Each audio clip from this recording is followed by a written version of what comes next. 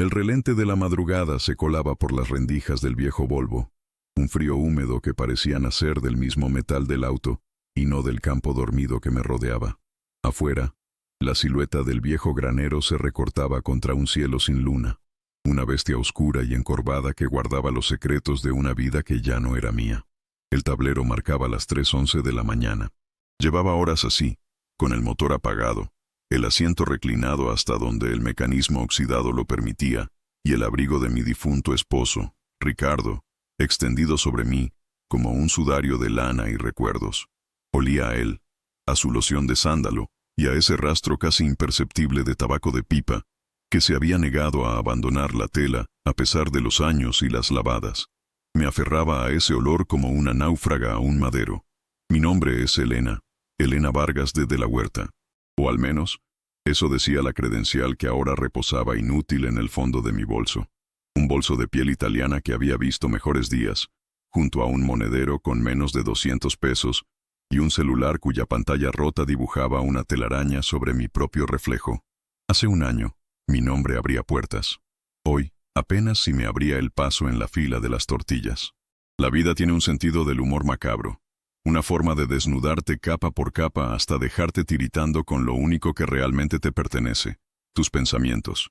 Y los míos, en esa larga noche, eran un torbellino de furia, nostalgia y un miedo tan profundo que se sentía como un órgano más dentro de mi cuerpo.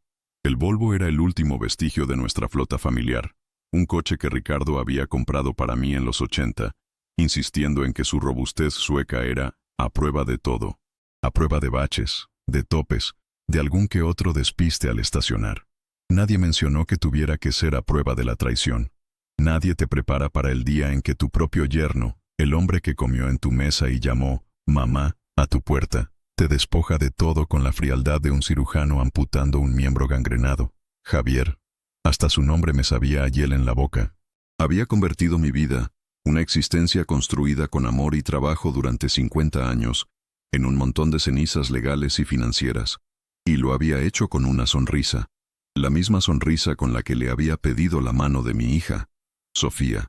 El granero era la última pieza en el tablero, la única propiedad que, por un tecnicismo, por un olvido en los traspasos de la herencia de mis padres, no había caído en sus garras. Estaba aquí, en este rincón olvidado de Hidalgo, porque no tenía a dónde más ir. Mis amigas, las de los cafés en Polanco y las galas de beneficencia, habían ofrecido su ayuda con la boca pequeña, con esa compasión temerosa de quien no quiere que la mala suerte se le pegue. Me ofrecieron un cuarto de servicio, una ayudita económica que sonaba más a limosna que a solidaridad. Mi orgullo, o lo que quedaba de él, no me permitió aceptar. Prefería el frío abrazo del Volvo y la compañía silenciosa de los fantasmas de Ricardo. Aquí, en este terreno, él y yo habíamos soñado con construir una pequeña casa de campo para nuestra vejez. Un lugar para ver crecer a los nietos, vieja, me decía, con esa chispa en los ojos que tanto extrañaba. Los planos aún debían estar en algún cajón de la casa que ahora ocupaba Javier, junto con mis álbumes de fotos, los muebles de caoba que heredé de mi abuela y el reloj Cartier que Ricardo me regaló en nuestro aniversario de plata. Recordé el peso del oro en mi muñeca, el tic-tac suave que parecía medir un tiempo más amable, más seguro. Lo vendí hace 6 meses para pagar a un abogado que prometió el cielo y la tierra, y que desapareció con el mismo sigilo con que la esperanza me había abandonado. El cansancio era un monstruo de 1000 cabezas. Cerraba los ojos y veía el rostro de Javier en el juzgado, su traje a la medida, su reloj ostentoso brillando bajo las luces, mientras presentaba documentos falsificados con mi firma. Abría los ojos y veía la oscuridad del campo, la silueta del granero como un mausoleo de mis sueños rotos. El sueño no venía, solo un duermevela intermitente, lleno de susurros y sombras que danzaban en la periferia de mi visión. Me preguntaba si Sofía sabría dónde estaba, si le importaría. Javier la había aislado, la había convencido de que yo había perdido la razón, que mi dolor por la muerte de Ricardo me había llevado a tomar decisiones financieras desastrosas. Y mi hija, mi única hija, le había creído, o había elegido creerle. Esa era una herida aún más profunda, una que supuraba en el silencio de la noche. Me incorporé un poco, el cuello rígido, la espalda adolorida. Miré el reloj del tablero. Las 3:12. El número brillaba en un rojo digital, agresivo en la penumbra. 312. Un número cualquiera, un instante anónimo en la vasta soledad de la madrugada. Y entonces, ocurrió. Toc, toc, toc. 3 golpes secos, claros, rítmicos. No en la ventanilla lateral, ni en el techo. Directamente en el centro del parabrisas. El sonido fue tan nítido, tan deliberado, que cortó el aire y se instaló en mi pecho como un trozo de hielo. Mi corazón, que había estado latiendo con la lentitud de un animal hibernando, se disparó en una carrera frenética contra mis costillas. El instinto primordial gritó: ¡peligro! Mi mano voló hacia la manija de la puerta, aunque no tenía idea de a dónde correría en medio de la nada. Me quedé paralizada, conteniendo la respiración, escuchando el bombeo de mi propia sangre en los oídos. El silencio que siguió fue peor que el ruido, un silencio denso, expectante. ¿Quién podría ser? ¿Un ladrón? ¿Un policía rural preguntando qué hacía una mujer mayor durmiendo en un coche destartalado frente a un granero abandonado? ¿O algo peor? Las historias que los campesinos contaban en el pueblo cercano sobre aparecidos y almas en pena cruzaron mi mente. Historias que siempre había descartado como simples supersticiones. Pero a las 3 de la mañana, sola y despojada de todo, la línea entre lo real y lo fantástico se vuelve peligrosamente delgada. Pasó un minuto que se sintió como una hora. Nada, ni un susurro, ni el crujido de una rama. Solo el viento, que había empezado a soplar con más fuerza, silbando a través de los campos de maíz seco. Me atreví a moverme, lentamente, enderezándome por completo en el asiento. Mis ojos escrutaban la oscuridad más allá del cristal. No había nadie, ni una silueta, ni una sombra que no perteneciera a los árboles meciéndose con el viento. Era imposible. El sonido había sido demasiado cercano, demasiado real. Los nudillos de alguien contra el vidrio. Podía casi sentir la vibración en mis huesos. ¿Lo había imaginado? Era el estrés, la falta de sueño, el dolor. Tal vez mi mente, finalmente, había decidido quebrarse. Tal vez la locura que Javier me había diagnosticado estaba floreciendo en la soledad de esta noche. Me froté los ojos con fuerza, tratando de anclarme a la realidad. El cuero gastado del volante bajo mis dedos se sentía real. El olor a lana de Ricardo era real. El frío que me calaba los huesos era innegablemente real. Y los golpes, maldita sea, también lo habían sido. Con un temblor que no podía controlar, extendí la mano y encendí las luces del Volvo. Los faros, amarillentos y débiles, cortaron un pedazo de la noche, iluminando el camino de tierra frente a mí y la gran puerta de madera del granero. No había nadie. El área estaba completamente desierta. La luz reveló la textura de la tierra seca, las hierbas malas creciendo en los bordes, la pintura descascarada de las puertas del granero. Nada más. Apagué las luces de nuevo, sumergiéndome en la oscuridad protectora. Encenderlas me había hecho sentir expuesta, vulnerable. Fue entonces cuando lo vi, no afuera sino adentro, en el parabrisas.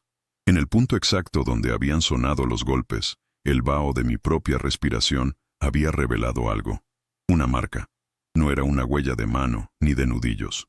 Era un símbolo, dibujado en el polvo acumulado en el exterior del cristal, como si alguien lo hubiera trazado con el dedo. 3 líneas verticales, paralelas, cruzadas por una única línea horizontal en el centro.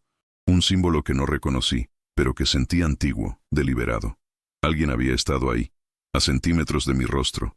Había golpeado 3 veces y había dejado esa marca, y se había desvanecido en el aire como un fantasma. El miedo no disminuyó, pero cambió de forma.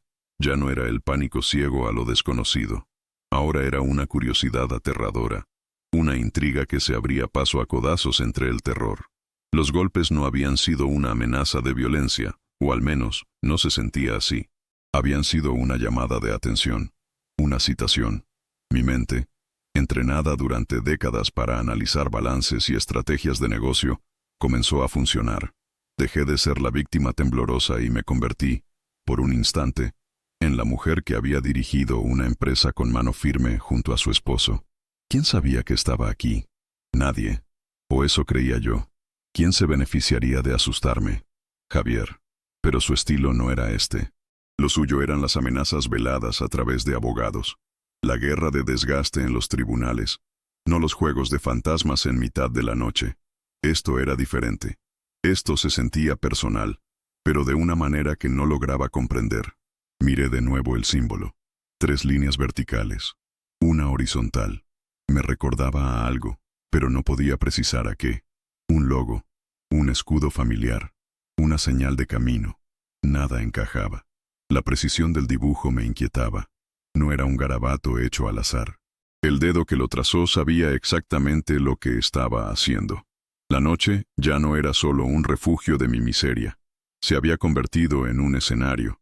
Y yo, sin saberlo, parecía tener un papel en la obra que estaba a punto de comenzar.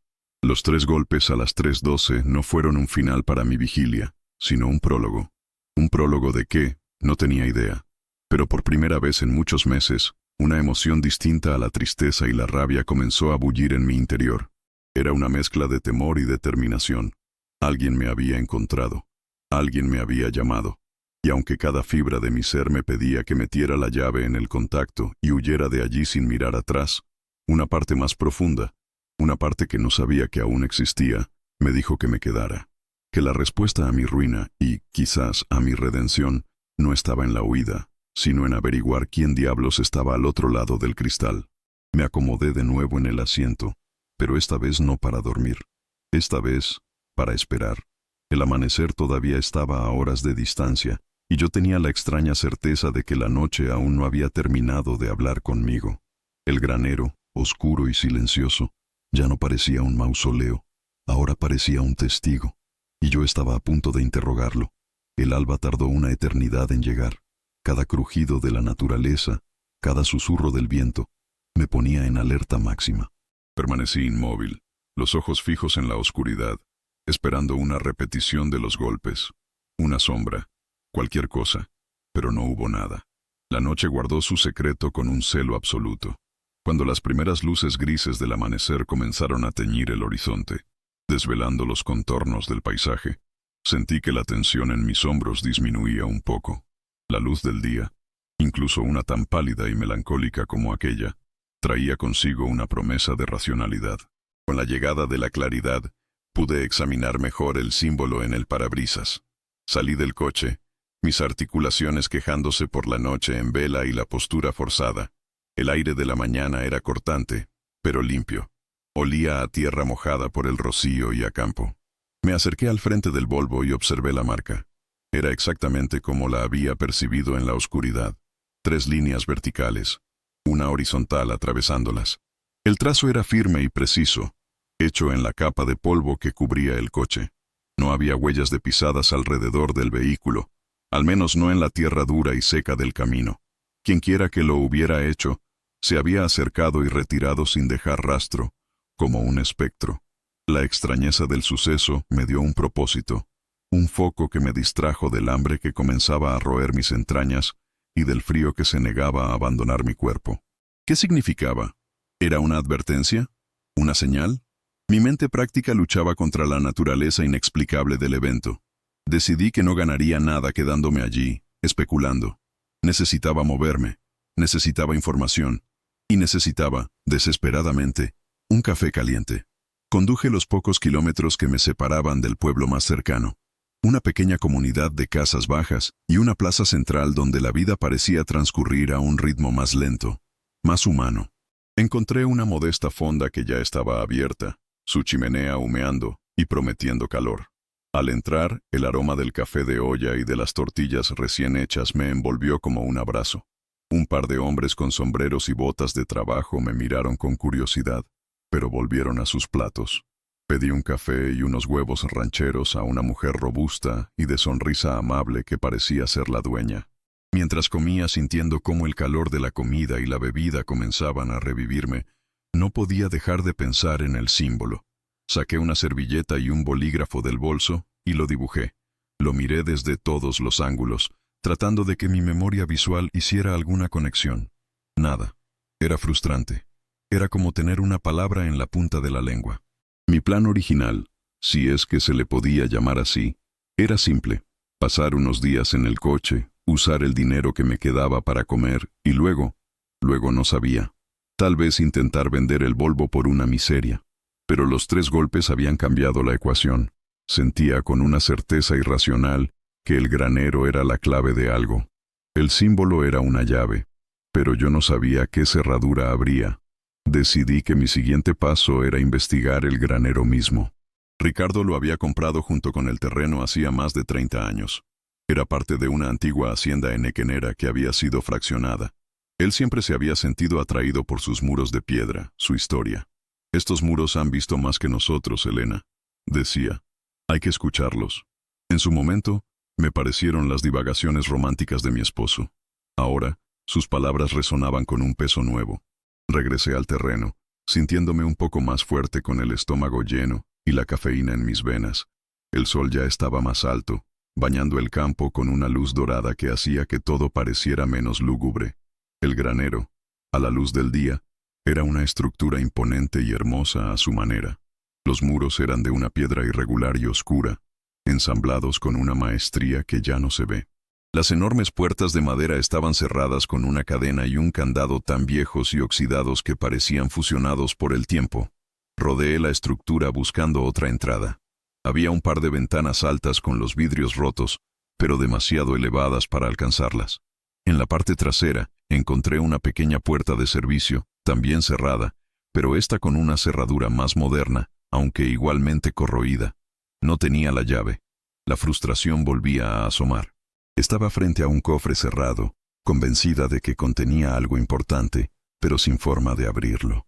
Me senté en el suelo, de espaldas a la pared de piedra del granero, sintiendo el sol tibio en mi cara. Cerré los ojos y traté de pensar. ¿Qué sabía yo de este lugar? Ricardo venía aquí solo de vez en cuando. Decía que le ayudaba a despejar la cabeza. A veces traía a algunos de sus hombres de confianza de la constructora, hombres leales, que habían trabajado para él durante décadas. Hombres que Javier había despedido sin contemplaciones en cuanto tomó el control. Y entonces, un nombre vino a mi mente: Miguel Hernández. Era el capataz de Ricardo, su mano derecha. Un hombre de campo, de pocas palabras pero de una lealtad inquebrantable.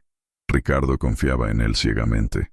Miguel conocía cada proyecto, cada terreno, cada secreto de la constructora, y conocía este granero. Recordé haberlo visto aquí con Ricardo en un par de ocasiones, ayudándole a reparar una sección del techo. ¿Dónde estaría Miguel ahora? Tras su despido, había perdido el contacto con él. Probablemente habría vuelto a su pueblo natal, o estaría buscando trabajo en otra parte. Encontrarlo sería como buscar una aguja en un pajar, pero era la única pista que tenía. De repente, otra imagen asaltó mi memoria. Una tarde, varios años atrás, Ricardo y yo estábamos en el estudio de nuestra casa. Él estaba revisando unos planos y yo leía a su lado. Se veía preocupado. Me acerqué y le pregunté qué le pasaba. Me habló de Javier, de su ambición desmedida, de su impaciencia.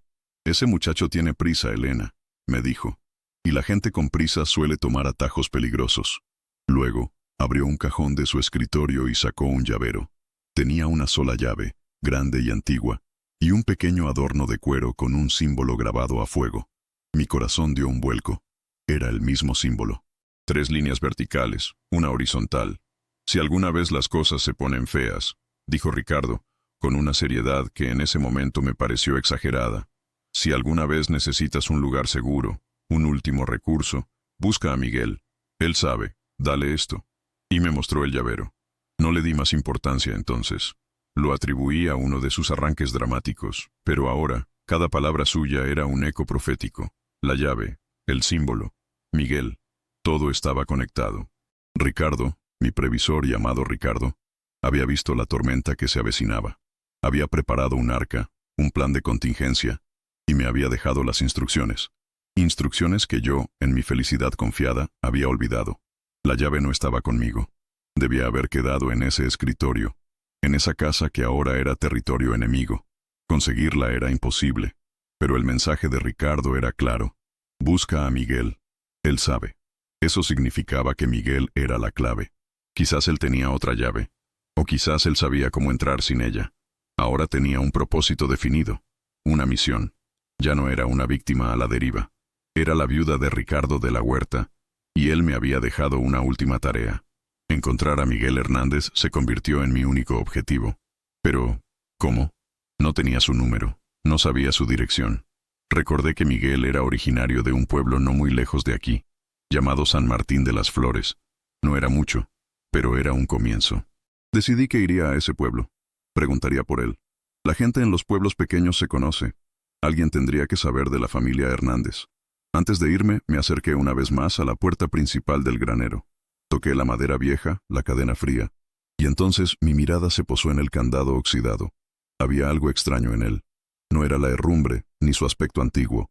Era una pequeña marca en el metal, casi invisible. Me agaché para verla mejor. Era un grabado diminuto, hecho con precisión. 3 líneas verticales, una horizontal. El símbolo estaba en todas partes. Era una firma, una señal de pertenencia. Y el golpe en mi parabrisas no había sido una persona. Había sido un mensaje, una invitación. Alguien, de alguna manera, me estaba guiando. Me estaba diciendo que estaba en el camino correcto. La idea era tan loca que debería haberme asustado. Pero en lugar de miedo, sentí una extraña calma.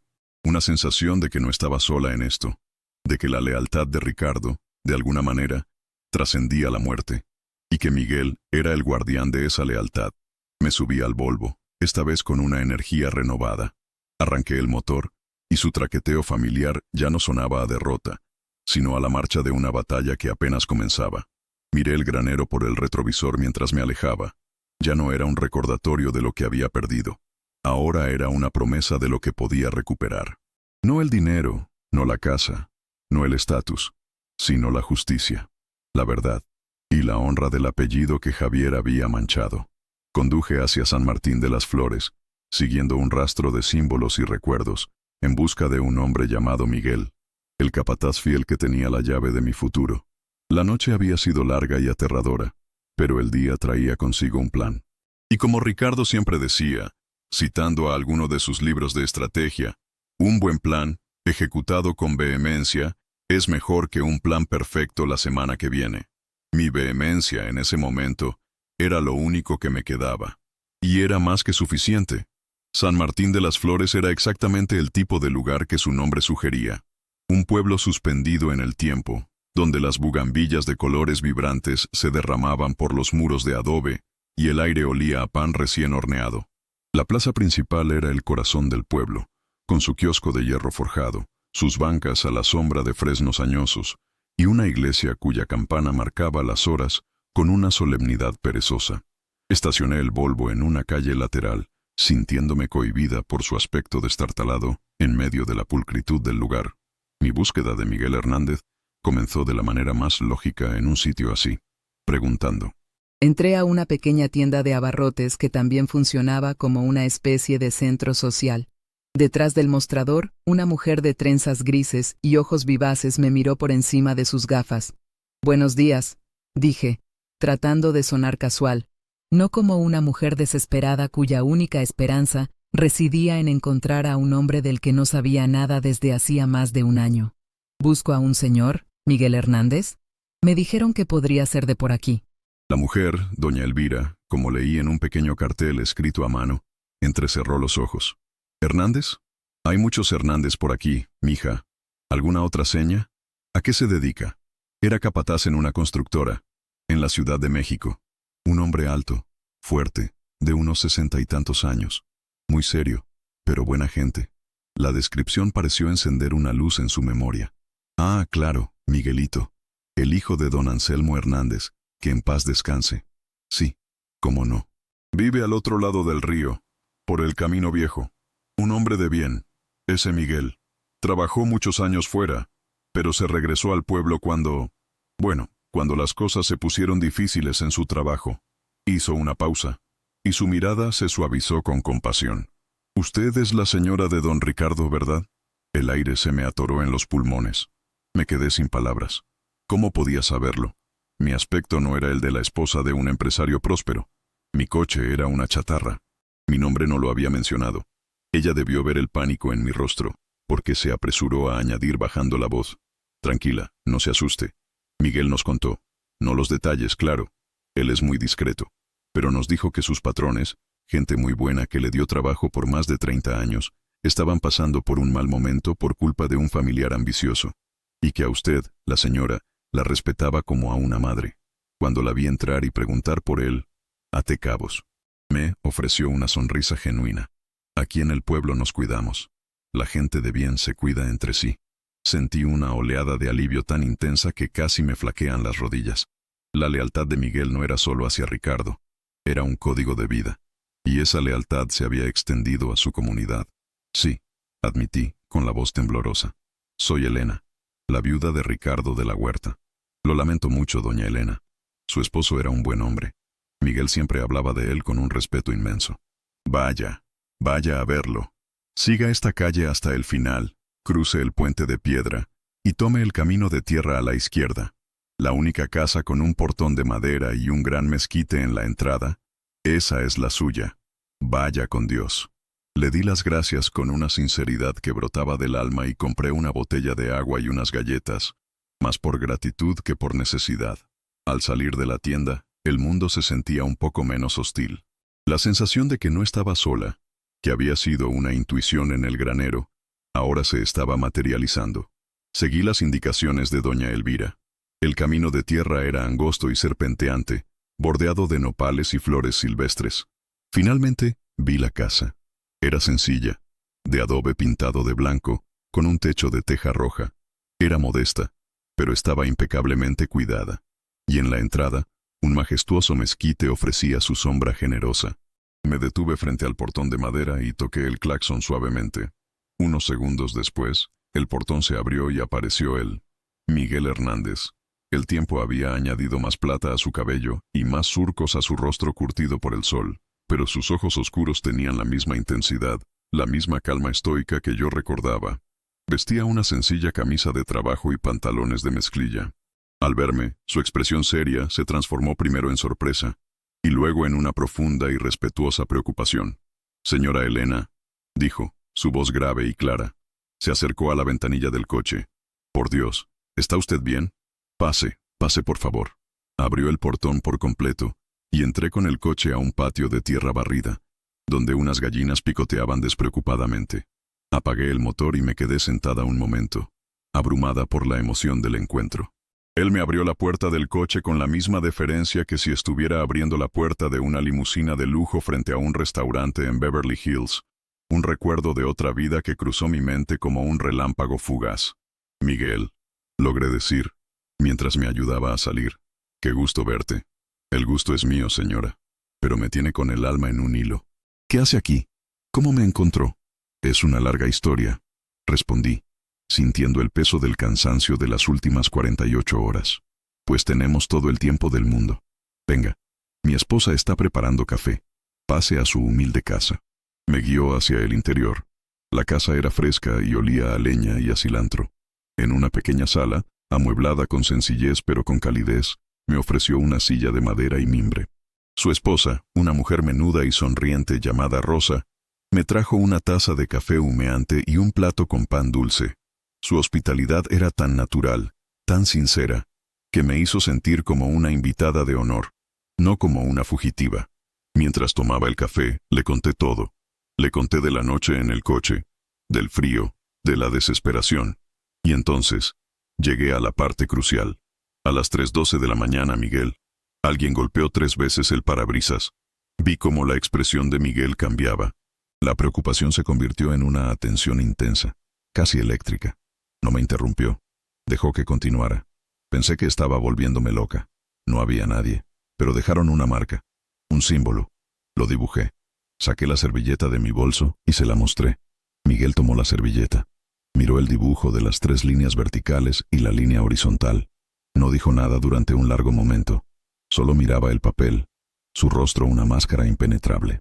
Luego, levantó la vista y sus ojos se encontraron con los míos.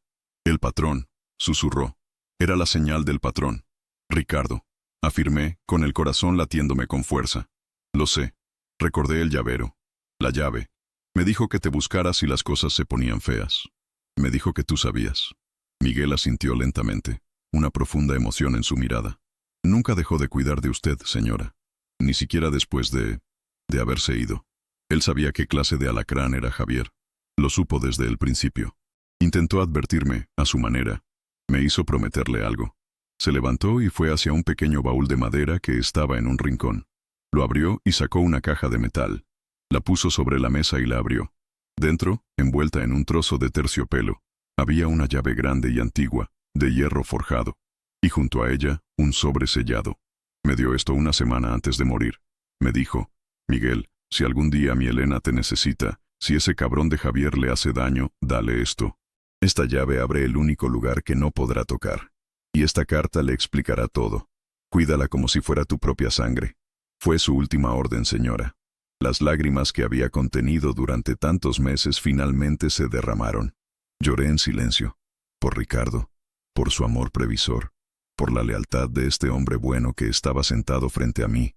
Por el horror de mi propia ceguera. Miguel esperó con paciencia respetuosa a que mi llanto amainara. Rosa me trajo un vaso de agua y me puso una mano reconfortante en el hombro. «La llave es para el granero, ¿verdad?», pregunté, secándome las lágrimas. «Sí, señora, para la puerta de atrás. Pero el granero es más que un simple edificio. Es una caja fuerte. El patrón pasó los últimos años de su vida preparando un seguro. Un seguro para usted. ¿Qué hay dentro, Miguel? ¿Qué es lo que Javier no pudo tocar?» «Justicia, señora», dijo él, con una firmeza que me erizó la piel. «Dentro de ese granero está la prueba de cada fraude, de cada trampa, de cada peso que Javier desvió de la empresa. El patrón era un hombre meticuloso. Guardó copias de todo. Contratos originales, estados de cuenta de bancos en el extranjero, grabaciones. Todo está ahí. Él construyó un caso sólido como una roca contra su yerno. Por si este día llegaba. Me quedé atónita. Ricardo no solo había visto venir la traición, la había documentado. Había creado un arsenal legal y lo había escondido en el lugar más insospechado. El granero no era un refugio, era una fortaleza. ¿Y los golpes en el parabrisas? ¿El símbolo?, pregunté, todavía tratando de procesar todo. ¿Fuiste tú, Miguel?, él negó con la cabeza. No, señora. Yo no he salido del pueblo en días. Además, no sabía que usted estaba allí. Esa es otra cosa. El patrón era un hombre de muchas creencias. Creía en la energía, en las señales. Decía que la gente que se quiere de verdad sigue conectada, que la lealtad crea un eco. Lo que pasó anoche fue el patrón, a su manera, diciéndole dónde mirar, llamándola. Yo solo soy el guardián de la llave. Sus palabras, que en otra época me hubieran parecido una locura, ahora tenían un sentido perfecto. La noche, los golpes, el símbolo, todo encajaba en una narrativa que trascendía la lógica simple. Era la historia de un amor que se negaba a morir y de una lealtad que se negaba a ser traicionada. Javier ha estado buscando la forma de demoler ese granero, continuó Miguel.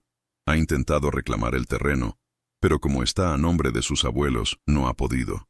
No sabe lo que hay dentro, pero lo intuye. Sabe que el patrón pudo haber dejado algo. Por eso ha estado presionando. Tenemos que actuar rápido, señora. De repente, el miedo y la desesperación se evaporaron por completo, reemplazados por una claridad helada, una determinación de acero. Tenía la llave, tenía un aliado, y tenía un plan, legado por mi esposo. Prepara tus cosas, Miguel, dije, mi voz sonando más fuerte, más segura de lo que la había sentido en años. Volvemos al granero, ahora mismo. Vamos a abrir esa puerta, y vamos a desatar el infierno sobre Javier. Miguel me miró, y por primera vez vi una sonrisa formarse en su rostro serio. Esa es la doña Elena que recuerdo, dijo asintiendo, la que no se rinde. El patrón estaría orgulloso. Voy por mis herramientas. Nos vamos en mi camioneta. Su coche necesita un descanso. Mientras él se preparaba, miré por la ventana hacia el patio soleado. El mundo había cambiado en unas pocas horas. Había llegado a San Martín de las Flores como una mendiga, y ahora me sentía como una generala a punto de liderar una carga. La herencia de Ricardo no era de dinero o propiedades. Era de sabiduría, estrategia y una fe inquebrantable en la justicia. Y yo iba a ser el instrumento de esa herencia. El juego había cambiado. Ya no estaba huyendo. Ahora estaba a la ofensiva. El viaje de regreso al granero en la camioneta de Miguel fue un marcado contraste con mi llegada solitaria. El vehículo era robusto y confiable, y la presencia silenciosa pero sólida de Miguel a mi lado era un bálsamo para mi alma maltratada. El sol de la tarde bañaba los campos, y yo sentía como si estuviera viendo el mundo con ojos nuevos. La desesperación había sido reemplazada por una expectación tensa, una energía que vibraba en mis venas. Teníamos la llave, teníamos la carta de Ricardo, teníamos un propósito. Al llegar, la propiedad se veía exactamente igual, pero mi percepción de ella había cambiado drásticamente. El viejo Volvo parecía un cascarón abandonado, el testigo mudo de mi noche más oscura. El granero, sin embargo, ya no era una silueta amenazante. Ahora era un santuario, una bóveda que contenía la verdad que me devolvería mi vida. Miguel estacionó su camioneta en la parte trasera, cerca de la pequeña puerta de servicio. «Es aquí», dijo, bajando del vehículo. Sacó un manojo de llaves de su bolsillo, pero separó una, la grande y antigua de hierro forjado que me había mostrado en su casa. El metal oscuro brillaba bajo el sol. Mientras él se acercaba a la puerta, yo abrí el sobre que me había entregado. Mis manos temblaban ligeramente. El sobre solo tenía mi nombre, Elena, escrito con la caligrafía fuerte y angulosa de Ricardo. Rompí el sello y desdoblé la única hoja de papel que contenía. «Mi querida Elena», comenzaba la carta, «si estás leyendo esto, significa que mis peores temores se han hecho realidad y que yo ya no estoy ahí para protegerte. Lo siento. Siento no haber sido más directo contigo sobre la naturaleza de Javier, pero no quería robarte la paz ni dañar tu relación con nuestra Sofía. Esperaba estar equivocado. Esperaba que el amor de nuestra hija lo enderezara. Fui un necio. Pero no fui un necio imprudente. Conozco a los hombres como él. Su ambición es un agujero negro que lo devora todo. Por eso preparé esto. Este granero, nuestro sueño de retiro, se ha convertido en tu fortaleza. En su interior, Miguel te guiará. Encontrarás una vieja caja de herramientas de mi padre. Dentro de esa caja hay un doble fondo. Ahí está todo, Elena. Cada documento, cada grabación, cada prueba que necesitarás para exponer a Javier por lo que es. Un ladrón y un fraude. He detallado sus cuentas en paraísos fiscales, sus socios turbios, las propiedades que ha puesto a nombre de terceros. Es un mapa completo de su imperio de mentiras. No será fácil. Él peleará sucio. Intentará destruirte, declararte loca, usar a Sofía en tu contra. Pero tú eres más fuerte de lo que crees. Siempre lo has sido. Eres la roca sobre la que construí mi vida. No dejes que te intimide. Usa esta información no con odio, sino con la frialdad de una estratega. Busca al licenciado Matías Robledo. Es un viejo amigo, un hombre honorable. Su tarjeta está con los documentos. Confía en él. Él sabrá cómo proceder legalmente. Y sobre Sofía, ten paciencia. Está cegada, pero no es mala. La verdad, por dolorosa que sea, eventualmente encontrará la luz en su corazón. No la pierdas, Elena. Lucha por ella también. Finalmente, una cosa más. Detrás de una de las vigas principales del techo, la que está marcada con nuestro símbolo, escondí algo más, algo personal, un último regalo para ti, para que recuerdes los buenos tiempos y para que tengas un nuevo comienzo.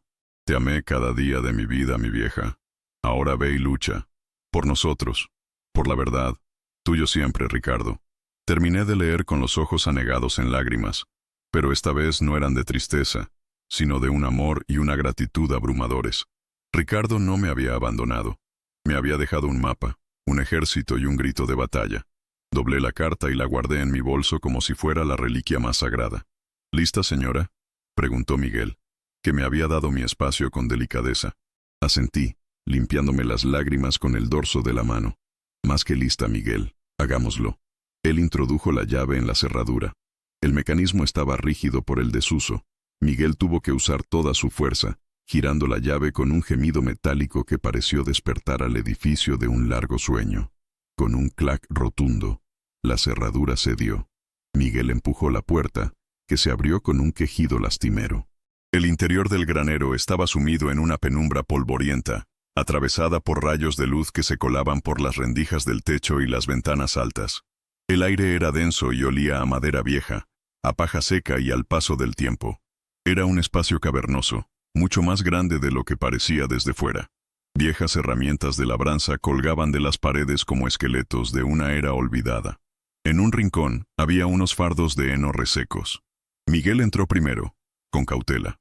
Yo lo seguí, mi corazón latiendo con una mezcla de reverencia y ansiedad. Era como entrar en la tumba de un faraón, un lugar sellado que guardaba los secretos del pasado. La caja de herramientas, dijo Miguel, más para sí mismo que para mí.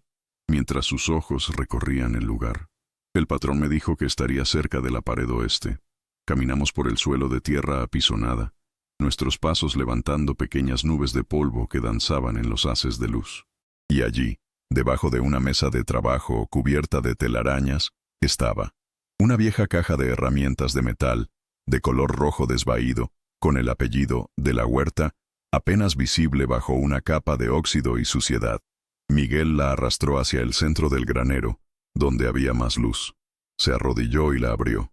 Dentro, había un desorden de martillos, llaves inglesas y destornilladores, todos cubiertos de herrumbre. Parecía una simple caja de herramientas vieja, pero Miguel, siguiendo las instrucciones no escritas que Ricardo le había confiado, comenzó a sacar las herramientas una por una. Cuando la caja estuvo vacía, pasó la mano por el fondo. «Aquí está», dijo. Presionó una esquina y una sección del fondo metálico se levantó, revelando un compartimento secreto. Contuve la respiración. Dentro del compartimento, cuidadosamente envueltos en bolsas de plástico selladas, había varios legajos de documentos, un par de discos duros externos y varias grabadoras de voz pequeñas, de las que usaban los periodistas. Y encima de todo, una tarjeta de presentación. Lignón Matías Robledo, Derecho Corporativo y Penal. Era real. Todo era real.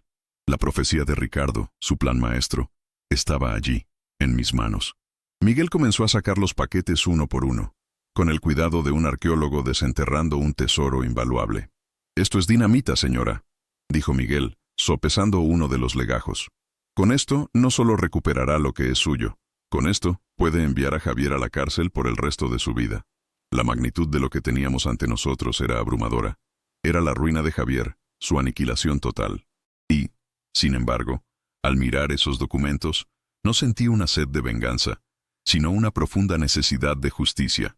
Ricardo no me había pedido que destruyera a Javier por odio, sino que restaurara el orden, que limpiara el honor de nuestra familia. Mientras Miguel revisaba el contenido, yo levanté la vista hacia el techo, buscando la viga con el símbolo. La estructura del techo era una compleja red de maderas oscuras y macizas. Me tomó un momento, pero finalmente la encontré.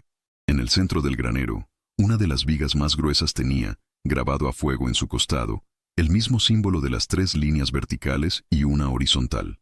«Miguel, ayúdame», le pedí. La carta de Ricardo mencionaba algo más. En esa viga, Miguel trajo una vieja escalera de madera que estaba apoyada contra una pared. A pesar de su edad, era sólida. La colocó debajo de la viga. «Tenga cuidado, señora», me advirtió. «No te preocupes», le dije, sintiendo una fuerza que no sabía que poseía. Subí los peldaños con una determinación firme. La viga estaba alta, cubierta de polvo y telarañas. Al llegar a la cima, pasé la mano por la superficie rugosa, siguiendo el contorno del símbolo grabado. Detrás de la viga, mis dedos encontraron un hueco, un pequeño nicho excavado en la madera. Metí la mano y sentí un objeto envuelto en tela. Lo saqué con cuidado y bajé la escalera. Me senté en un fardo de heno y, con manos temblorosas, desenvolví el paquete. Era una bolsa de terciopelo azul, atada con un cordón de seda. Dentro había 2 cosas. La primera era un fajo de billetes de $100, una suma considerable que me dejó sin aliento. Era el capital inicial para mi nueva vida. Pero fue el segundo objeto el que me hizo soltar un sollozo. Era mi reloj Cartier, el que Ricardo me había regalado en nuestro aniversario y que yo había vendido para pagar a un abogado traidor. Estaba intacto, su oro brillando incluso en la penumbra del granero. Pero había algo diferente. En la parte trasera, donde antes estaba liso, ahora había un grabado. Una sola palabra: resiliencia. Ricardo no lo había vendido, o quizás lo había vuelto a comprar. De alguna manera, lo había recuperado para mí. No era solo un reloj, era un mensaje. Era la prueba de que, incluso en la peor de las circunstancias, lo que es verdaderamente valioso nunca se pierde del todo. Era un símbolo de mi propia capacidad para resistir, para sobrevivir, para volver a brillar. En ese momento, sentí una conexión tan profunda con mi esposo, que fue como si estuviera allí mismo, a mi lado, sonriendo con esa chispa en los ojos. Me había dado las armas para mi batalla y el recordatorio de por qué luchaba. Me puse el reloj. El peso familiar en mi muñeca fue como un ancla, un recordatorio de quién era yo. Elena Vargas de la Huerta. y no iba a permitir que un advenedizo como Javier me definiera. Miguel, dije poniéndome de pie, mi voz clara y resonante en el silencio del granero. Tenemos trabajo que hacer. Lo primero es llamar al licenciado Robledo. Lo segundo es sacar todo esto de aquí y ponerlo en un lugar seguro. Y lo tercero es prepararnos, porque la guerra acaba de empezar. Miguel me miró con una admiración que me llenó de fuerza. A sus órdenes, patrona, dijo, y en esa palabra, patrona, no había servilismo, sino el reconocimiento de un liderazgo que yo misma apenas comenzaba a redescubrir. El granero nos había dado sus secretos. Ahora era el momento de usarlos. El primer paso fue asegurar el tesoro. Siguiendo un plan que se formaba en mi mente con una claridad asombrosa, le pedí a Miguel que cargara en su camioneta no solo la caja con los documentos, sino también un par de las herramientas de labranza más antiguas y oxidadas y algunos trastos viejos. La idea era crear una coartada. Si alguien nos veía salir, parecería que una mujer mayor, con la ayuda de un amigo, simplemente estaba limpiando y rescatando algunas antigüedades sin valor de una propiedad abandonada. La sutileza era nuestra mejor arma en esta etapa inicial. Mientras Miguel cargaba las cosas, yo me senté en el estribo de su camioneta e hice la llamada más importante de mi vida. Marqué el número del licenciado Matías Robledo desde mi celular maltrecho, rezando para que la batería aguantara. El teléfono sonó 3 veces antes de que una voz profunda y cultivada respondiera. Robledo y Asociados, buenas tardes. Buenas tardes, dije, mi voz más firme de lo que me sentía. Busco al licenciado Matías Robledo. Por favor, dígale que llama a Elena Vargas, la viuda de Ricardo de la Huerta. Es un asunto de carácter urgente y personal. La secretaria pareció dudar un instante. Probablemente mi nombre no figuraba en la lista de clientes adinerados que manejaban, pero la mención de Ricardo debió tener un peso específico. Me pidió que esperara un momento. La música de espera era una pieza de Vivaldi que, en otras circunstancias, habría encontrado relajante. En ese momento, solo aumentaba mi ansiedad. Elena, qué milagro, dijo la voz de Matías Robledo, irrumpiendo en la línea. Sonaba exactamente como lo recordaba de las cenas en casa. Cálido, inteligente, con un toque de ironía. He pensado mucho en ti. Me enteré de lo de Ricardo. Lo siento en el alma. Y me enteré de las dificultades. Intenté contactarte, pero tu número estaba desconectado y Javier me dio a entender que no querías ver a nadie. Javier mintió, Matías. Como en todo lo demás, respondí, sintiendo una oleada de gratitud por su intento de buscarme. Necesito tu ayuda. Estoy en problemas, pero también tengo una solución. Una que Ricardo dejó preparada. Te escucho, dijo, su tono cambiando de amistoso a profesional en un instante. Le resumí la situación de la manera más concisa posible. El despojo, el granero, la llave de Miguel, la caja con los documentos. No mencioné los detalles místicos de los golpes en el parabrisas. Eso era para mí. Me concentré en los hechos, en la evidencia. Podía casi sentir su mente analítica trabajando al otro lado de la línea. Hubo un silencio cuando terminé. No era un silencio de incredulidad, sino de asimilación. Ricardo, dijo finalmente, con un suspiro que era una mezcla de tristeza y admiración.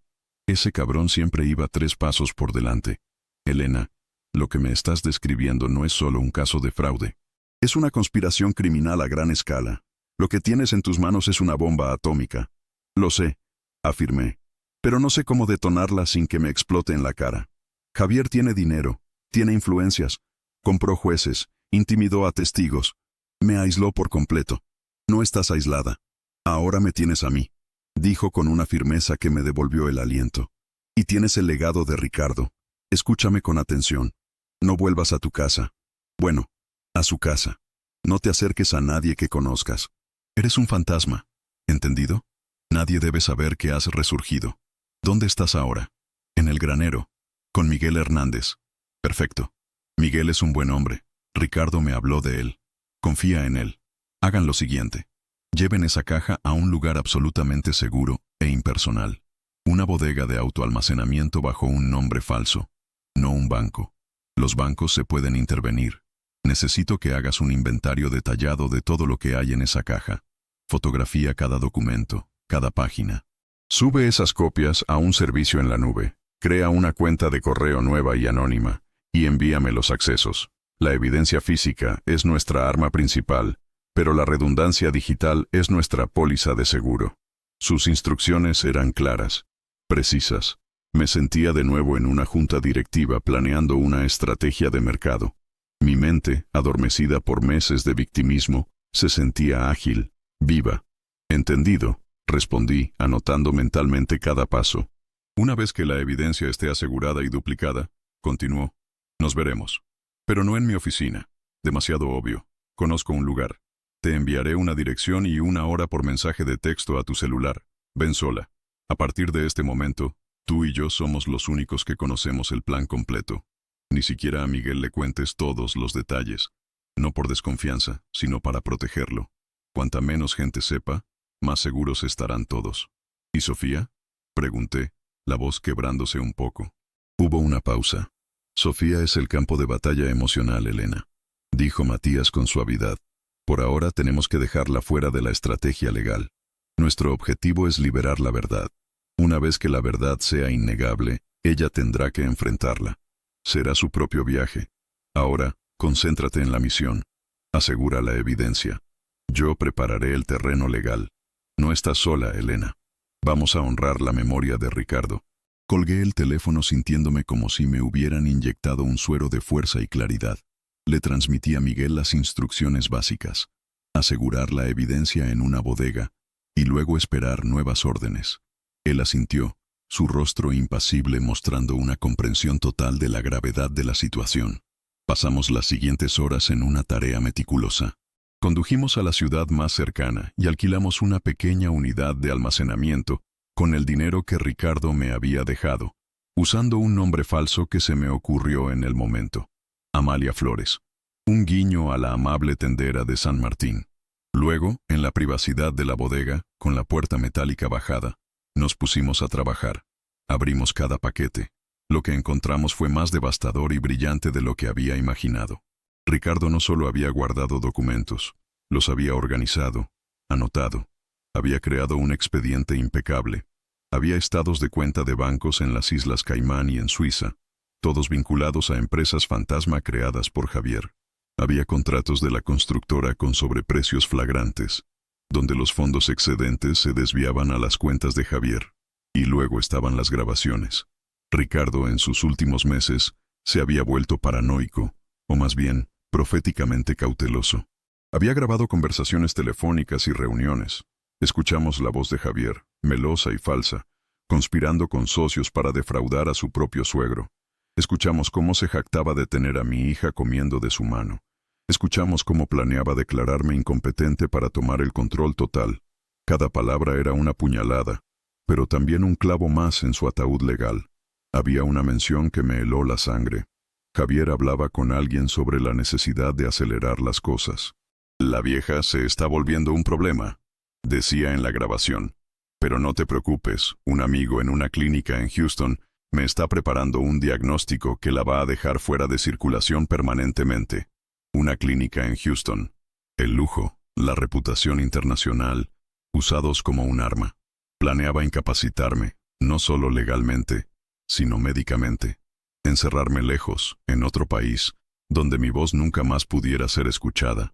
La frialdad de su plan era monstruosa. Era un psicópata con una fachada encantadora. Mientras fotografiaba cada página con mi teléfono, mis manos no temblaban de miedo, sino de una ira fría y concentrada.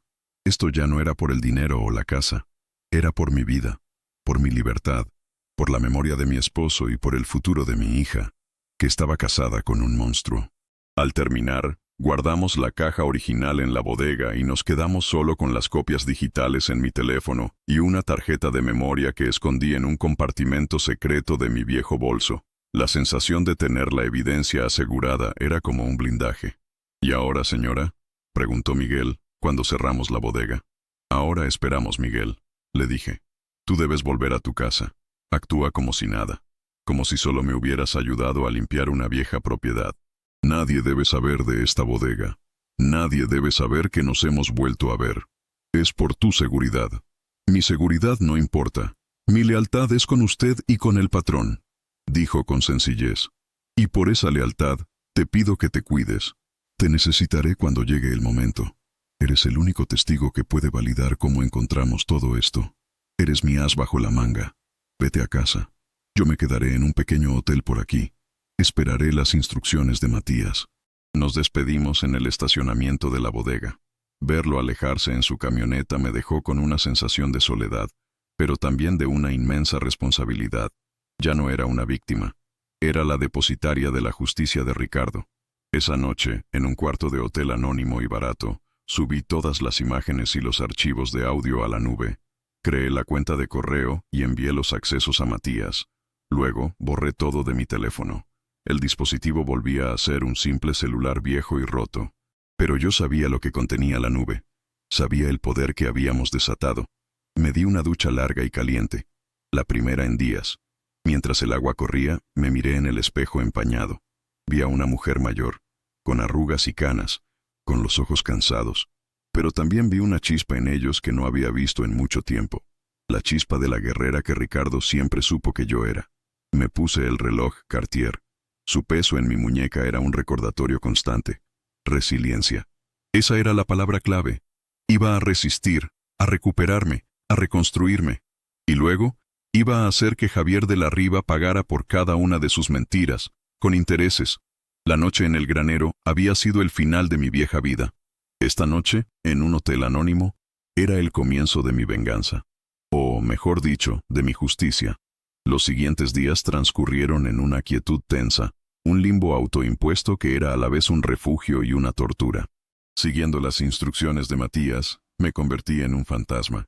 Me alojé en un pequeño hotel de paso en las afueras de la ciudad, pagando en efectivo día por día.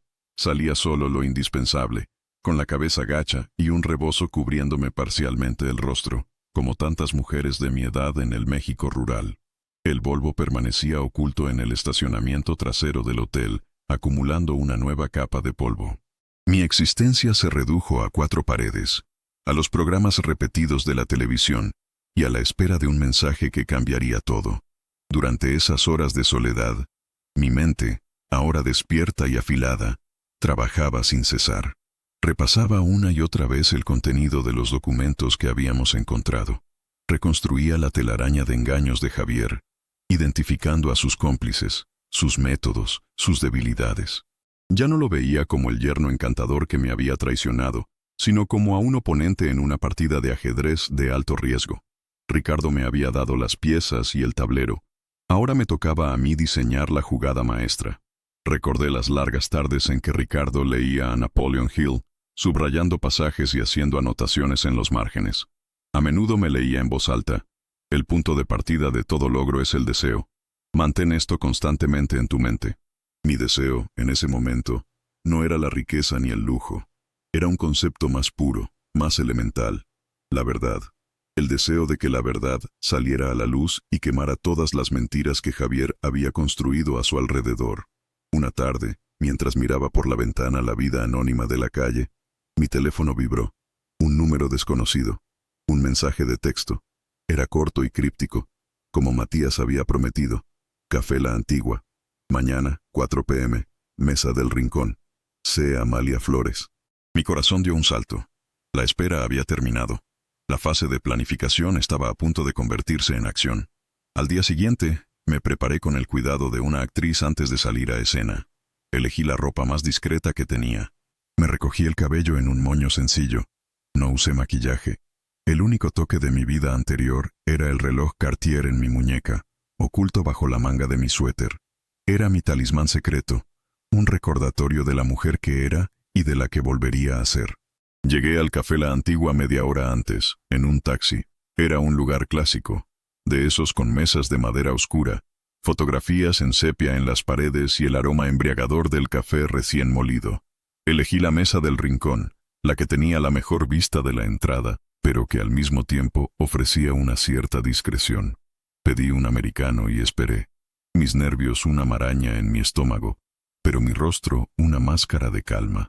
A las 4 en punto, Matías Robledo entró.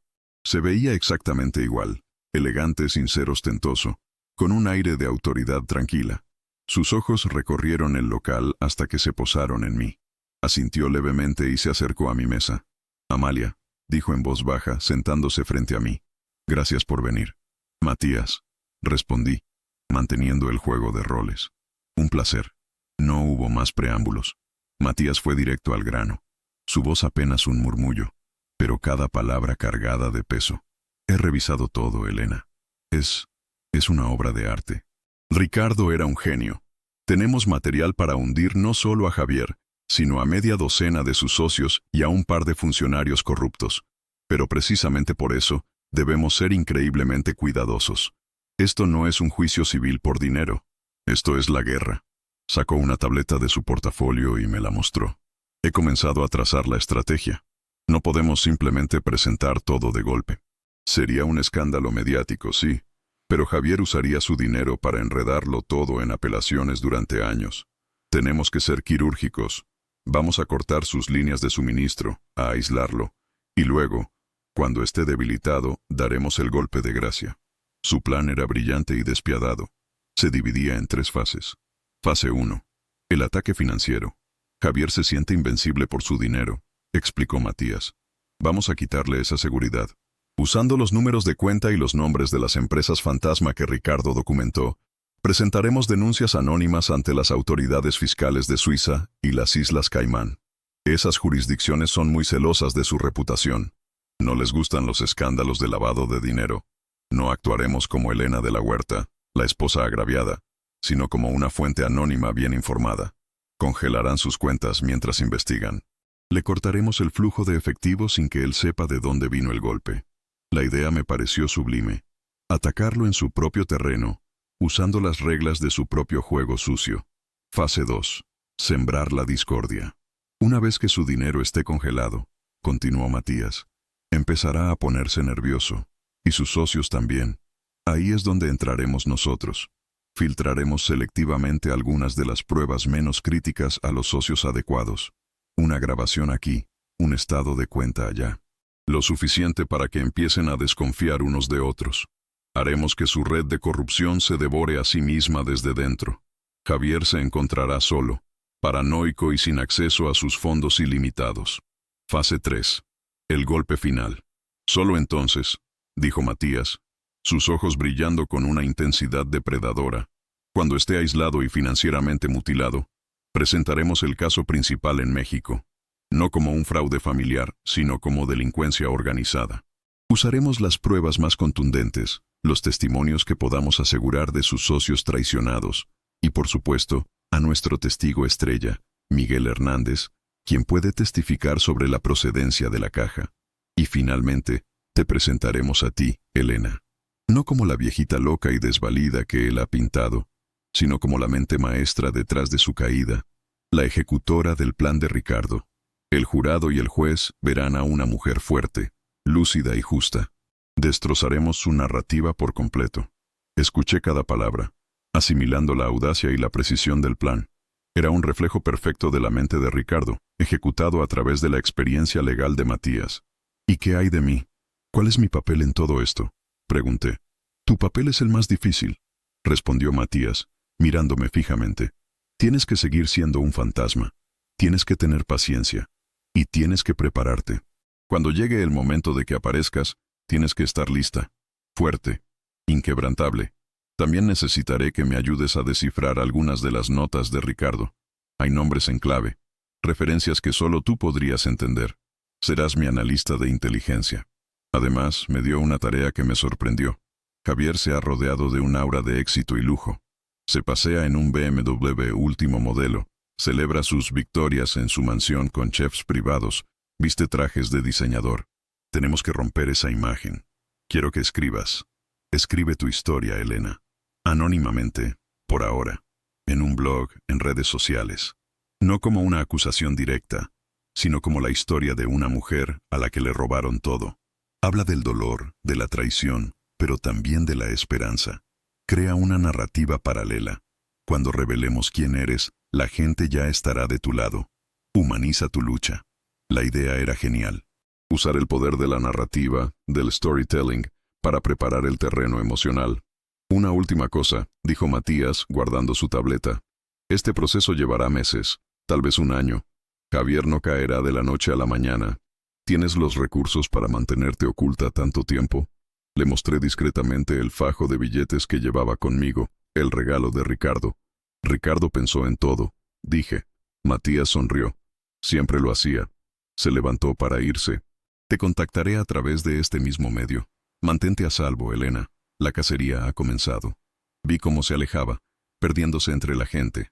Me quedé sola en la mesa del rincón, pero ya no me sentía sola. Tenía un plan, una alianza, un propósito. Me sentía como la protagonista de una de esas novelas de espionaje que a Ricardo le encantaba leer. Esa noche, en mi cuarto de hotel, abrí mi vieja laptop y comencé a escribir. Creé un blog con un nombre simple, La Voz del Silencio. Y empecé a teclear. Hay dolores que nadie ve, dolores que no gritan, no sangran, pero que pesan como un velo sobre los hombros. Escribí durante horas, vaciando mi corazón, mi dolor, mi rabia y mi incipiente esperanza en la página en blanco. Conté la historia de una mujer que lo había perdido todo, pero que en el proceso había empezado a encontrarse a sí misma. No mencioné nombres, ni lugares específicos, pero la verdad de la emoción estaba ahí, en cada palabra. Los meses que siguieron fueron una prueba de fuego para mi paciencia y mi disciplina. Me mudé a un pequeño apartamento amueblado en otra ciudad, creando una nueva identidad como Amalia, una viuda retirada que vivía de una modesta pensión. Mi vida era un estudio de contrastes. De día, era una señora anónima que iba al mercado, leía en el parque y escribía en su blog. De noche, me convertía en la analista de Matías, descifrando las crípticas notas de Ricardo, identificando patrones en las transacciones de Javier, convirtiéndome en una experta en la red criminal de mi propio yerno. La Voz del Silencio comenzó a ganar seguidores, personas que se identificaban con el sentimiento de pérdida, de injusticia, de resiliencia. Recibía mensajes de apoyo de extraños, gente que me decía que mi historia les daba fuerza. Sin saberlo, estaba construyendo un ejército de simpatizantes. Mientras tanto, Matías ejecutaba el plan con una precisión letal. Un día, leyendo las noticias financieras en línea, vi un pequeño artículo. Autoridades suizas congelan cuentas vinculadas a investigación de lavado de dinero. No se daban nombres, pero yo sabía lo que significaba. La fase 1 estaba en marcha. Poco después, empezaron a surgir rumores en las columnas de chismes empresariales. Disputas entre socios, alianzas rotas. Uno de los cómplices de Javier fue arrestado por un cargo no relacionado de evasión de impuestos. La red estaba empezando a deshilacharse. Fase 2. Yo seguía oculta, esperando. A veces, la soledad era abrumadora. Extrañaba a mi hija, a mis amigas, mi vida. Pero entonces, miraba el reloj en mi muñeca, leía la palabra resiliencia y recordaba mi propósito. Me aferraba a la disciplina, a la rutina, a la misión. Ricardo me había enseñado el poder de la planificación y la perseverancia. Estaba poniendo sus lecciones en práctica de la manera más cruda posible. Una noche, recibí un nuevo mensaje de Matías. Era más largo que los anteriores. Ha mordido el anzuelo. Está desesperado. Intenta liquidar activos en México para conseguir efectivo. Ha empezado a cometer errores. Es hora de preparar el golpe final.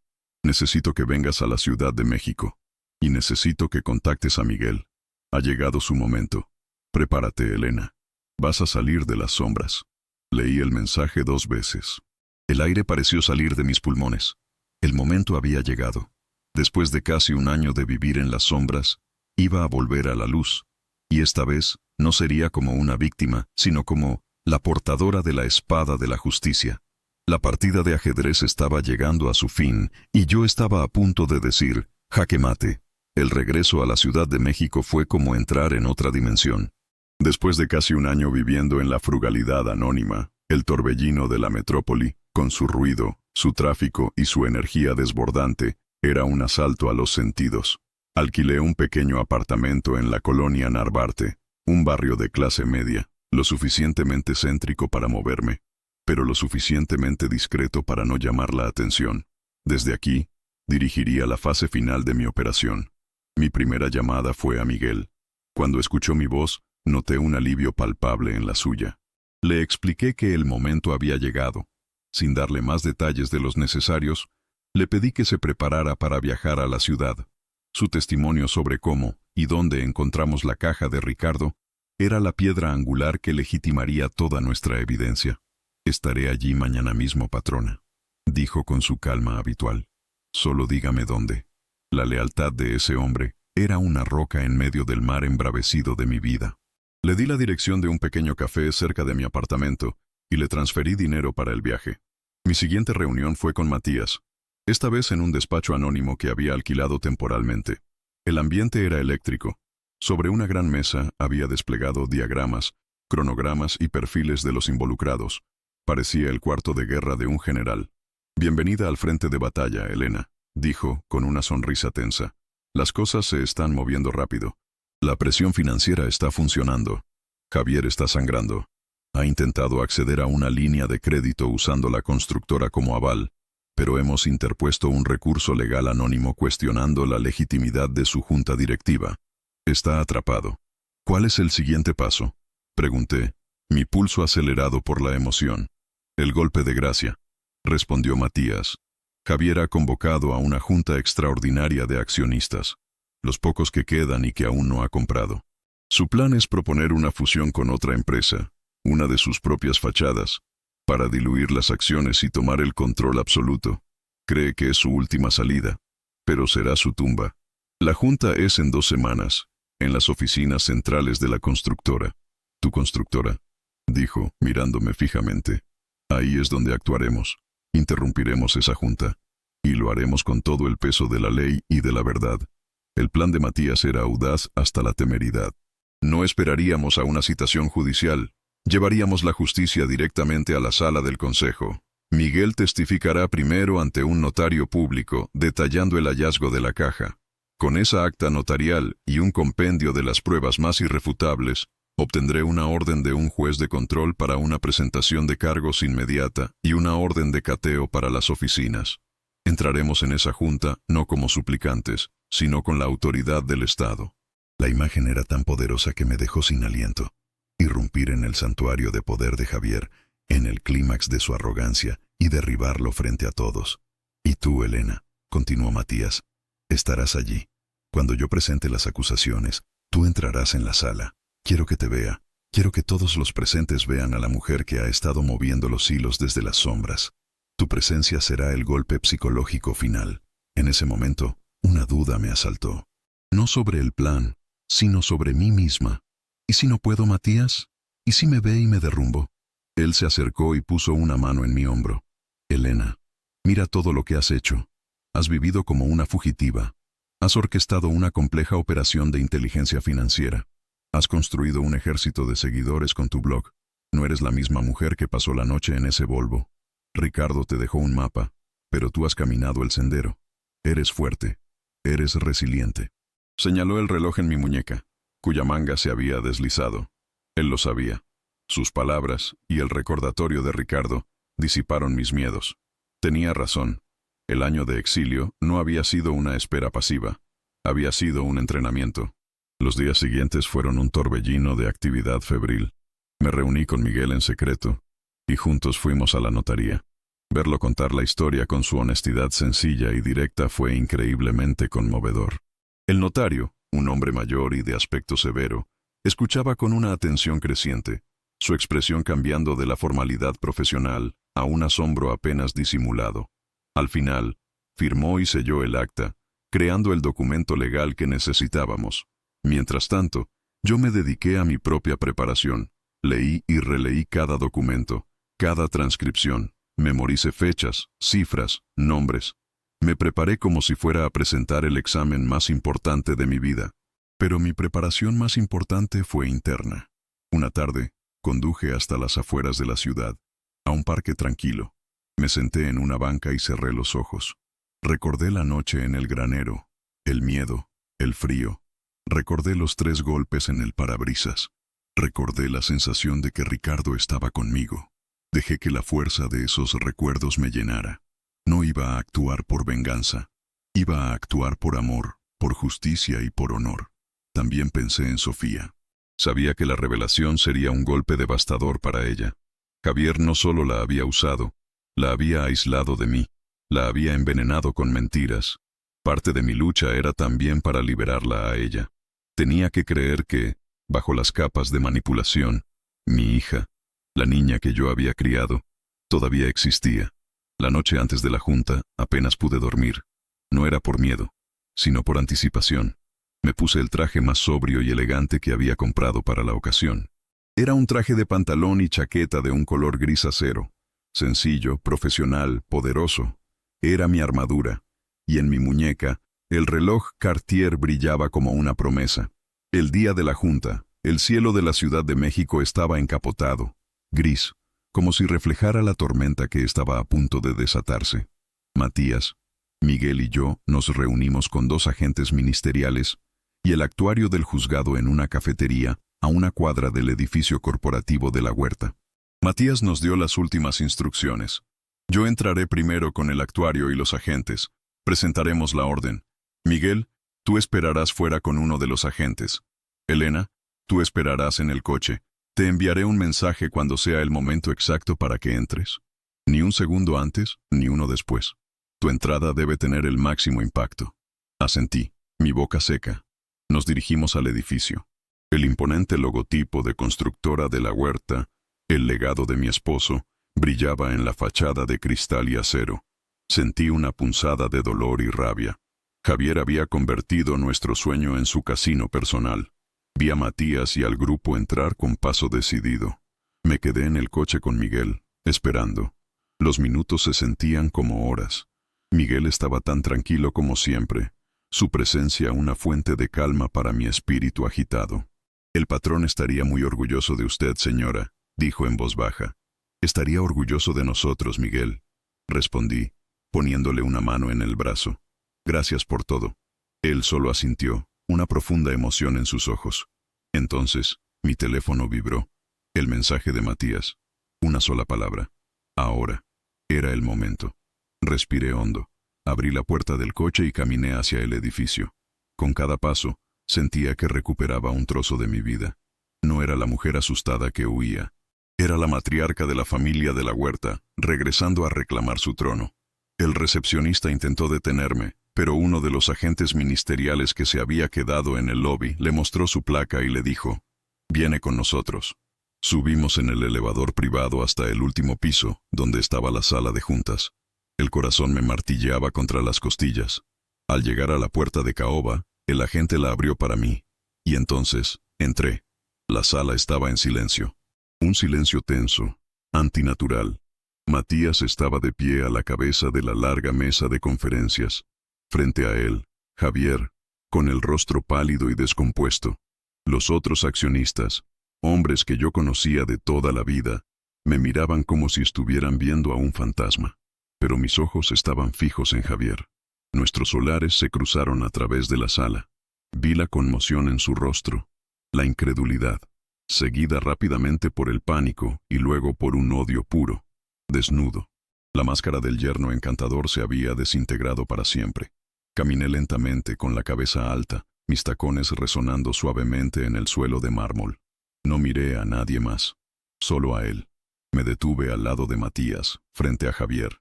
Tú, siseó Javier, su voz un veneno. Yo, respondí, mi voz clara y firme, sin un ápice de temblor. Creíste que podías borrarme, Javier, pero subestimaste 2 cosas, el amor de mi esposo y la fuerza de su viuda. Matías continuó, su voz llenando el silencio atónito de la sala. Como les decía antes de esta bienvenida interrupción, la junta queda suspendida. En su lugar, estamos aquí para notificar formalmente al señor Javier de la Riva de los cargos que se le imputan: fraude, administración fraudulenta, asociación delictuosa y lavado de dinero. Señores agentes, por favor, procedan. Los 2 agentes que habían entrado con Matías se acercaron a Javier. Uno de ellos le leyó sus derechos mientras el otro le ponía las esposas. Javier no se resistió. Estaba en shock, completamente derrotado. Su imperio se había derrumbado sobre él en cuestión de minutos. Mientras se lo llevaban, su mirada se encontró con la mía una última vez. No había odio en mis ojos, solo una fría y distante justicia. La batalla había terminado. La guerra se había ganado.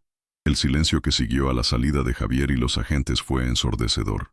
Los accionistas me miraban con una mezcla de asombro, culpa y un incipiente respeto. Sabía que tenía que dirigirles unas palabras, no solo como la viuda de Ricardo, sino como la nueva líder de la empresa que él había fundado. Me paré a la cabeza de la mesa, en el lugar que había sido de mi esposo, el lugar que Javier había usurpado. Miré a cada uno de ellos a los ojos. Sé que muchos de ustedes se quedaron en silencio. Comencé, mi voz resonando con una autoridad que no sabía que poseía. Sé que el miedo o la conveniencia los hicieron cómplices pasivos de lo que sucedió aquí, pero hoy no es un día para recriminaciones. Hoy es un día para la reconstrucción. Hice una pausa, dejando que mis palabras calaran. Constructora. De la Huerta fue fundada sobre principios de honestidad, trabajo duro y lealtad. Principios que fueron traicionados. A partir de hoy, vamos a restaurar esos principios. Vamos a limpiar esta casa desde los cimientos hasta el techo. Quienes estén dispuestos a trabajar con integridad y transparencia son bienvenidos. Quienes prefieran los viejos métodos, ya saben dónde está la puerta. En ese momento, sentí que el espíritu de Ricardo estaba conmigo, asintiendo con aprobación. Había recuperado no solo mi patrimonio, sino su legado. La verdadera herencia no eran los edificios ni las cuentas bancarias. Era el nombre, el honor, los valores. Mientras los accionistas comenzaban a hablar entre ellos, en voz baja, procesando el cataclismo que acababan de presenciar, yo salí de la sala de juntas. Necesitaba aire. Me dirigí al gran ventanal que dominaba la ciudad. La llovizna se había detenido y un tímido rayo de sol se abría paso entre las nubes. Un arco iris comenzaba a formarse en el horizonte. Matías se acercó y se paró a mi lado. «Lo lograste, Elena», dijo en voz baja. «Lo lograste. Lo logramos», corregí mirándolo con gratitud. «Gracias, Matías, por creer en mí». «Yo solo seguí el mapa que Ricardo dejó», respondió. «Tú fuiste la que tuvo el coraje de recorrerlo». En ese momento, mi celular sonó. Era un número desconocido. Dudé en contestar, pero algo me impulsó a hacerlo. «Bueno, mamá». La voz era débil, quebrada. Era Sofía. Mi corazón se detuvo. «Sofía, hija». «Mamá, lo sé todo», dijo sollozando. Uno de los abogados de la empresa me llamó. Me contó lo que pasó en la junta. «¿Es verdad, mamá? Todo lo que Javier...» No pudo terminar la frase. «Sí, mi amor», respondí con suavidad, el dolor de mi hija atravesándome como un cuchillo. «Es verdad, y lamento mucho que te enteres de esta manera. Tengo que verte, mamá. Por favor, necesito verte». «Estoy en la oficina, hija, en la oficina de tu padre». «Voy para allá», dijo y colgó. Sabía que la conversación más difícil de mi vida estaba a punto de comenzar. La batalla legal había terminado, pero la batalla por el corazón de mi hija apenas empezaba. Esperé a Sofía en la que había sido la oficina de Ricardo, un espacio que Javier había redecorado con un estilo ostentoso y frío, que no tenía nada que ver con mi esposo. Mientras esperaba, le pedí a Miguel que entrara. «Miguel», le dije, tomándole las manos, «no tengo palabras para agradecerte. Eres más que un amigo. Eres familia». Él sonrió con su habitual modestia. «Solo cumplí la promesa que le hice al patrón. Me alegro de verla de nuevo en su lugar, señora. Quiero que te quedes en la empresa, como mi asesor personal. Necesito gente de confianza a mi lado, gente como tú». Sus ojos se humedecieron. «Será un honor, patrona». Cuando Sofía llegó, su rostro era un mapa de dolor y confusión. Estaba pálida, sus ojos hinchados de tanto llorar. Al verme, se detuvo en la puerta. Durante un año, un abismo de mentiras nos había separado. Ahora, estábamos cara a cara con la cruda verdad. Se acercó lentamente y, sin decir una palabra, me abrazó. Se aferró a mí como cuando era una niña y tenía una pesadilla. Lloró en mi hombro, un llanto largo y desgarrador, y yo la abracé, dejando que mi amor la envolviera, sanando las heridas que las palabras no podían tocar. No hubo reproches. No hubo, te lo dije, solo el consuelo silencioso de una madre y una hija reencontrándose después de una larga y oscura noche. La reconstrucción sería larga y difícil, tanto para la empresa como para nuestra familia. Pero mientras sostenía a mi hija en mis brazos, con el sol entrando por la ventana y el reloj de Ricardo en mi muñeca, marcando el comienzo de un nuevo tiempo, supe que lo lograríamos, porque la resiliencia no es solo la capacidad de soportar, sino la capacidad de reconstruir, de sanar y de volver a amar. El granero me había devuelto mi pasado para que pudiera construir mi futuro, y por primera vez en mucho tiempo, ese futuro se veía brillante. Un par de años después, el granero ya no era una estructura abandonada, sino el corazón de mi nueva vida. Lo había restaurado con esmero, conservando sus viejos muros de piedra y sus vigas de madera, pero convirtiendo su interior en un espacio luminoso y acogedor. Era mi hogar, mi refugio, mi centro de operaciones. Desde aquí, con la ayuda de Miguel y un nuevo equipo directivo, había reestructurado la constructora, devolviéndole el prestigio y la integridad que Ricardo le había infundido. Javier fue condenado a una larga sentencia en prisión. Las pruebas eran tan abrumadoras que no tuvo ninguna posibilidad. Sus socios y los funcionarios corruptos cayeron con él, en una cascada de consecuencias que limpió una parte del podrido mundo empresarial que él habitaba. Fue una victoria amarga, pero necesaria. Mi relación con Sofía sanó lentamente, como una herida profunda que deja cicatriz.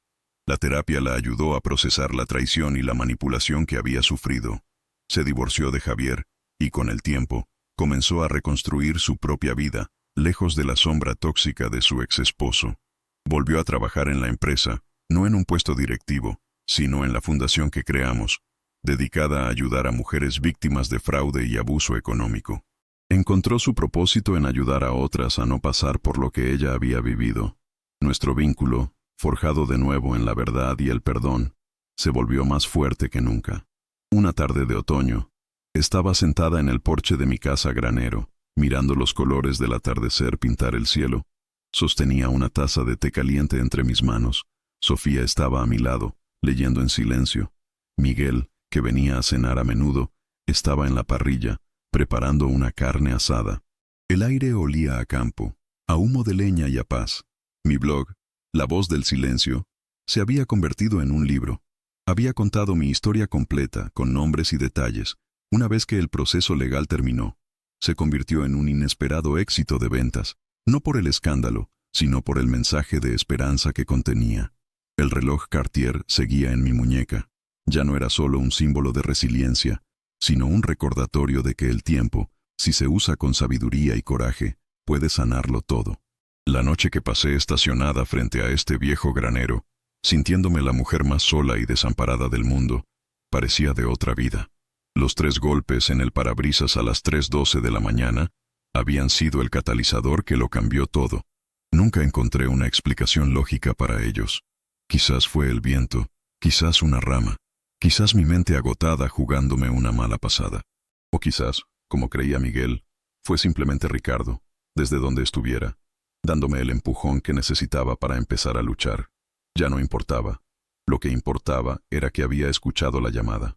Miré la silueta del granero, ahora mi hogar, recortada contra el cielo anaranjado. Ya no era un mausoleo de sueños rotos, sino un monumento a la fuerza del espíritu humano. Y en el silencio pacífico de esa tarde, me di cuenta de que la verdadera herencia no estaba en los documentos o en las cuentas bancarias. La verdadera herencia era la sabiduría de saber que, incluso en la noche más oscura, siempre hay una luz esperando a ser encendida. A veces, esa luz está en un lugar inesperado, en la lealtad de un amigo, en el amor previsor de un esposo, o en la fuerza que no sabíamos que teníamos dentro de nosotros mismos, esperando un llamado para despertar. Gracias por llegar hasta el final de esta reflexión. Si estás leyendo esto, quiero que sepas que no estás solo. Ahora te invito a un momento de calma. Voy a compartir una oración. No importa tu religión, sino tu fe. Una oración pensada para ayudarte, para abrazar a todos los que en silencio luchan, sienten, esperan. Solo cierra los ojos un instante y deja que estas palabras te acompañen. Ten fe, todo va a estar bien. Orar, encenderse por dentro. Hay dolores que nadie ve. Dolores que no gritan, no sangran, pero pesan como un velo sobre los hombros. Esos que uno carga en silencio, tratando de entender, de seguir, de soportar. Pero hay un momento, y yo he estado ahí varias veces, en que el esfuerzo cansa, la mente se rinde, y algo dentro de uno se arrodilla, no por debilidad, sino por verdad. Es en ese instante cuando la oración comienza, o mejor dicho, aparece. No esa hecha con palabras bonitas o promesas apresuradas, sino la que brota de un lugar tan profundo que ni siquiera tiene nombre, como un susurro del alma diciendo, ya no puedo sola. Orar, Descubrir no es pedir, es recordar. Recordar quiénes somos cuando el ego se aquieta. Recordar que la vida también late en lo invisible, que hay un centro en nosotros donde todo descansa, y que, aunque por fuera todo parezca derrumbarse, ese centro permanece. A veces, orar es simplemente cerrar los ojos y recogerse como una flor que siente el frío de la noche. Es permitir que una presencia suave nos envuelva, no como magia, sino como sustento, como quien dice sin prisa, aquí estoy, incluso ahora. La oración, o la súplica, no cambia el mundo, pero cambia a quien ora. No evita los dolores, pero transforma la forma en que atravesamos cada uno de ellos. Nos da una mirada más tierna, un corazón menos endurecido, un paso más firme, incluso en la oscuridad. Es como si, por un instante, el alma flotara por encima del tiempo y regresara al cuerpo con más paz. No una paz ruidosa, sino esa que solo quien ha pasado por el caos puede reconocer. Orar es afinar la escucha. La mente se calla y la intuición despierta. Las respuestas no siempre vienen en palabras.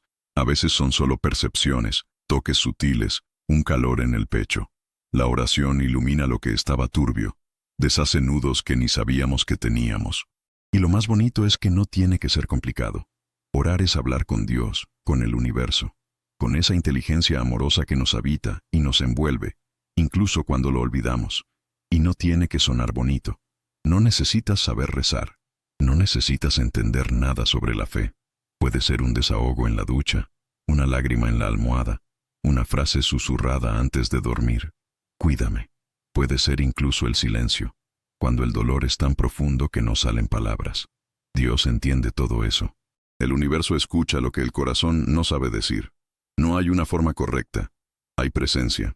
Y cada vez que nos permitimos ese encuentro, aunque sea sin ritual, aunque sea sin certeza, es oración. Es tan simple, tan al alcance. Orar es solo recordar que no estamos solos. Y entonces, un día, sin darnos cuenta, nos volvemos oración. La forma de caminar, de tocar, de callar, todo empieza a vibrar distinto. Ni siquiera hace falta decir nada. Solo estar ahí ya es oración viva. Y hasta en los días en que no logramos orar, y sí, hay días así, el alma sigue orando por nosotros. El espíritu no olvida de dónde viene. Al final, orar es eso, encenderse por dentro, y dejar que esa luz nos guíe, incluso cuando no sabemos